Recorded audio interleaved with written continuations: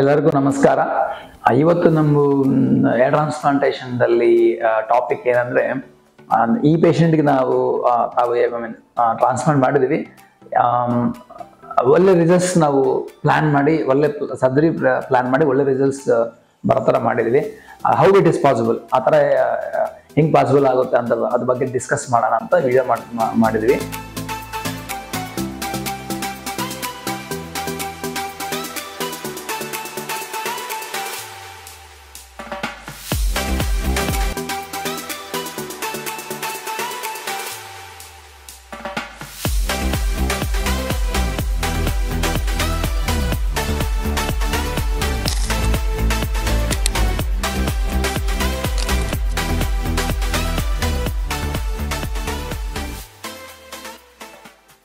ಈ ಪೇಷಂಟ್ಗೆ ಏನಂದ್ರೆ ಬೇಸಿಕ್ಲಿ ಫೇರ್ ಸ್ಕಿನ್ ಇದೆ ಮತ್ತೆ ಬ್ರೌನ್ ಕಲರ್ ಹೇರ್ ಇದೆ. ಸೊ ಅದರಿಂದ ಕಾಂಟ್ರಾಸ್ಟ್ ಅಷ್ಟು ನೀಟಾಗಿ ಮ್ಯಾಚ್ ಆಗೋದಿಲ್ಲ. ಸೊ ಆ ಥರ ಪೇಷಂಟ್ಗಳಿಗೆ ನಾವು ಏನ್ ಇಂಪಾರ್ಟೆಂಟ್ ಸ್ಟೆಪ್ಸ್ ನಾವು ತಗೋಬೇಕು ಅಂದ್ರೆ, ಸರ್ಜರಿ ಮಾಡುವಾಗ ಎಲ್ಲರಿಗೂ ಒಂದೇ ಥರ ಸರ್ಜರಿ ಮಾಡಿದ್ರೆ ರಿಸಲ್ಟ್ಸ್ ಬರೋದಿಲ್ಲ. ಸೊ ಅದಕ್ಕಾಗಿ ಒಬ್ಬೊಬ್ಬರು ಪೇಷಂಟ್ಗೆ ಒಬ್ಬೊಬ್ಬರ ಥರ ನಾವು ಹೆಡ್ ಸೈಜ್ ಇರ್ಬೋದು, ಸ್ಕಿನ್ ಕಲರ್ ಬೇರೆ ಇರ್ಬೋದು, ಮತ್ತೆ ಹೇರ್ ಕಲರ್ ಬೇರೆ ಇರ್ಬೋದು. ಅದೆಲ್ಲ ಮ್ಯಾಚ್ ಮಾಡಿ ಒಳ್ಳೆ ಪ್ಲಾನ್ ಮಾಡಿದ್ರೆ ಒಳ್ಳೆ ರಿಸಲ್ಟ್ಸ್ ಬರ್ತಾವಂತ ಕಾರಣಕ್ಕೋಸ್ಕರ ಈ ವಿಡಿಯೋ ನಾವು ಮಾಡಿದ್ವಿ. ವಿಡಿಯೋ ಅಂದ್ರೆ ನಾರ್ಮಲ್ ಟ್ರಾನ್ಸ್ಪ್ಲಾಂಟೇಷನ್ ಮಾಡೋ ಟೈಮ್ನಲ್ಲಿ ವಿಡಿಯೋ ಮಾಡ್ಬೋದು, ಬ್ಯಾಂಡೇಜ್ ಹಾಕೋ ಟೈಮ್ನಲ್ಲಿ ವಿಡಿಯೋ ಮಾಡ್ಬೋದು. ಯಾಕಂದ್ರೆ ಪ್ರೊಸೀಜರ್ 6 to 7 hours ಇರುತ್ತೆ. ಅದೆಲ್ಲ ವಿಡಿಯೋ ಮಾಡೋದು, ಅದೆಲ್ಲ ಪೇಷಂಟ್ಸ್ಗೆ ತೋರಿಸಿದ್ರೆ ಏನು ಯೂಸ್ ಇಲ್ಲ. ಬರೀ ಪೇಷಂಟ್ಸ್ಗೆ ರಿಸಲ್ಟ್ಸ್ ಬೇಕು. ರಿಸಲ್ಟ್ಸ್ ಅಂದ್ರೆ ಅರ್ಥ ಏನು? ಇವತ್ತು ಟ್ರಾನ್ಸ್ಪ್ಲಾಂಟೇಷನ್ ಮಾಡಿದ್ರೆ ಏರ್ ಟ್ರಾನ್ಸ್ಪ್ಲಾಂಟೇಷನ್ ನಲ್ಲಿ ಮಿನಿಮಮ್ 8 months ಆಗುತ್ತೆ ರಿಸಲ್ಟ್ಸ್ ಬರ್ಬೇಕಂದ್ರೆ.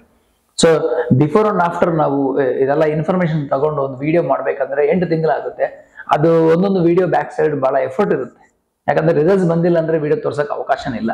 ಅದಕ್ಕಾಗಿ ನಾರ್ಮಲ್ ಆಗಿ ಬ್ಯಾಂಡೇಜ್ ರಿಮೂವಲ್ ಹಾಕೋದಾಗ್ಬೋದು, ಕನ್ಸಲ್ಟೇಷನ್ ಮಾಡ್ಬೋದಾಗ್ಬೋದು, ಸರ್ಜರಿದಲ್ಲಿ ಇಂಪ್ಲಾಂಟೇಷನ್ ಮಾಡೋ ಟೈಮ್ನಲ್ಲಿ ವಿಡಿಯೋ ಆಗ್ಬೋದು. ಅದೆಲ್ಲ ಪೇಷಂಟ್ಗೆ ವೇಸ್ಟ್. ಅದು ಬೇರೆ ವಿಡಿಯೋ, ಇದು ಬೇರೆ ವಿಡಿಯೋ, ಎರಡು ಒಂದೇ ಅಂತ ಅನ್ಕೋಬೇಡಿ. ಬಿಫೋರ್ ಅಂಡ್ ಆಫ್ಟರ್ ರಿಸಲ್ಟ್ಸ್ ತೋರಿಸಿದ್ರೇನೆ ಅದು ಅಥೆಂಟಿಕ್. ಯಾಕಂದ್ರೆ ಒಂದು ಪೇಷಂಟ್ ಬರಬೇಕು, ಸರ್ಜರಿ ಮಾಡಬೇಕು, ಮತ್ತೆ ಫಾಲೋ ಅಪ್ ಮಾಡಿ ಆದ್ಮೇಲೆ ಲಾಸ್ಟ್ ರಿಸಲ್ಟ್ಸ್ ಬರುತ್ತೆ. ಇದೆಲ್ಲ ಸೇರಿಸಿ ಒಂದು ವಿಡಿಯೋ ಮಾಡಬೇಕಾದ್ರೆ ನಾವು ಅಟ್ಲೀಸ್ಟ್ ಒಂದು 8 ತಿಂಗಳು ಬೇಕಾಗುತ್ತೆ.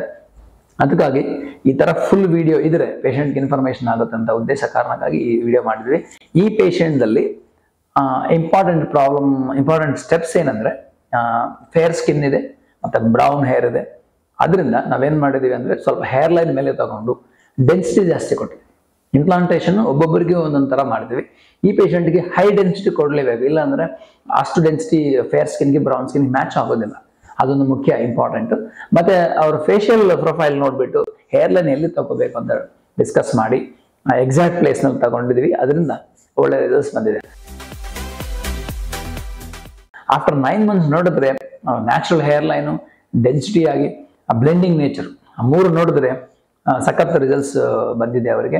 ಅದರಿಂದ ಒಳ್ಳೆ ಎಕ್ಸ್ಪರ್ಟ್ ಮಾಡಿದ್ರೆ ಟ್ರಾನ್ಸ್ಪ್ಲಾಂಟೇಷನ್ ಚೆನ್ನಾಗಾಗುತ್ತೆ ಅಂತ ಒಂದು ಎಕ್ಸಾಂಪಲ್, ಲೈವ್ ಎಕ್ಸಾಂಪಲ್ ತೋರ್ಸಕ್ಕೋಸ್ಕರ ಈ ವಿಡಿಯೋ ಮಾಡಿದ್ವಿ. ಕನ್ಕ್ಲೂಷನ್ ಏನಂದ್ರೆ, ಟ್ರಾನ್ಸ್ಪ್ಲಾಂಟೇಷನ್ ಸರ್ಜರಿ ಎಲ್ಲರಿಗೂ ಒಂದೇ ತರ ಇರಲ್ಲ. ಬಹಳ ಫ್ಯಾಕ್ಟರ್ಸ್ ಡಿಪೆಂಡ್ ಆಗುತ್ತೆ. ಆಲ್ರೆಡಿ ಡಿಸ್ಕಸ್ ಮಾಡಿ ಬಹಳ ವಿಡಿಯೋಸ್ ಮಾಡಿದೀವಿ ಅದ್ರ ಬಗ್ಗೆ. ಬಟ್ ಇನ್ನೊಂದೇನಂದ್ರೆ, ಹೆಡ್ ಸೈಜ್ ಮೇಲೆ ಡಿಪೆಂಡ್ ಆಗ್ಬೋದು, ಮತ್ತೆ skin colour, hair colour, facial profiles ಅವ್ರದ್ದೆಲ್ಲ ನೋಡ್ವಿ. ಒಬ್ಬೊಬ್ಬರು ಪೇಷಂಟ್ ಒಂದೊಂದು ತರ, ಒಬ್ಬೊಬ್ರದ್ದು ಒಂದು ಡಿಫ್ರೆಂಟ್ ಕ್ವಶನ್ ಪೇಪರ್.